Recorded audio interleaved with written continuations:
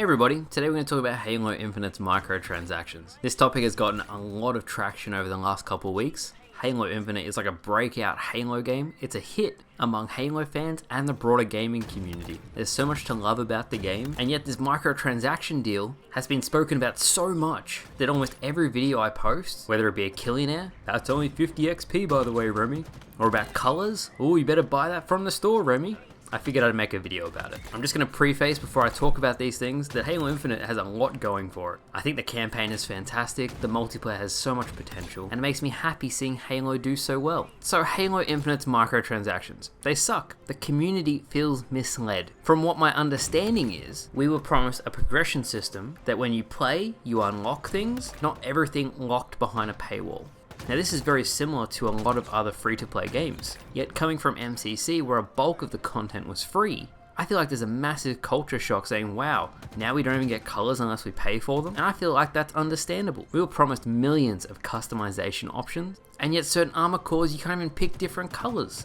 Not to mention you can't even tell what armor you're wearing, because the outline system is so bright. A lot of Halo fans feel like this justification to the new system was merely just to get more money. Not to mention some of the armor itself, so you get the helmet, the chest, and some of the legs. Well guess what, the shoulders are paywalled, but everything else is free. But if you want the whole set, you better fork out the money for it. I was really disappointed when I saw that Carter's full outfit wasn't actually available. Only certain parts are in the battle pass. And fear of missing out with the colors swapping every week. Last week there was blue for 600 points. This week there was a second blue for 700 points. The only difference between the two blues, aside from being identical, was you could put them on different armor cores. What is that? Why is that restricted when it's the exact same color being sold twice? The whole system just seems to be designed to make people want to spend money. The challenges are so obscure and hard that the average player, I see in the chat, they say they're struggling, they can't complete it.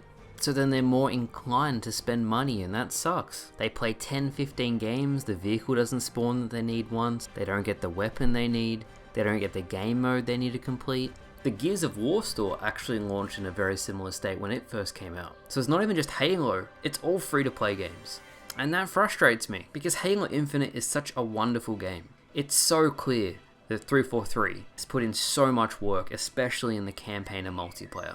They've done so much right. Truly, there is so much that is amazing about the game. And yet we're stuck having to talk about progression, customization, and monetization. It sucks. I want to tell you guys a story. So I went to go check my KD ratio, my kill to death ratio on Halo Infinite today. And I'm going to tell you, you don't have it. There's no way to check your stats or anything.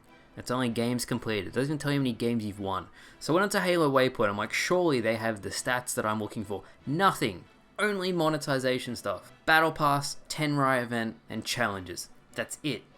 I had to use an external third-party website just to get the stats that I wanted. The fact that for the beta, all the monetization stuff works flawlessly. But even the 10 Fiesta event, which goes away very soon, I think on the 30th, Fiesta gets taken away with it.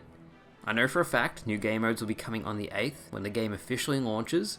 But even aside from the monetization stuff, I see people saying we need new stuff to play, we're a bit bored.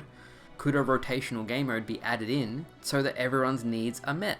Now I did a poll on YouTube the other day, you may have seen it, and I asked you guys what your opinions were of Halo Infinite's microtransactions. If you like it, say why. If you don't like it, say why not. 95% of people don't like it. That is a huge majority. An overwhelming majority. And yet I still think Microsoft is making an absolute killing on these microtransactions. I reckon there'd be a portion of players who aren't on any social media, who just play the game, who'd be forking out money left, right, and center to progress. As you've probably seen down the bottom of this video, I've had your comments, the top comments from that poll, so you guys can have your own opinions heard about what you think about the current monetization trends. It's incredibly frustrating, because when you look at Halo Infinite statistics on YouTube, on Twitch, how many people are watching the game, even my own interactions on my content are through the roof. People love the game. They just want meaningful ways to unlock stuff, instead of just paying for them.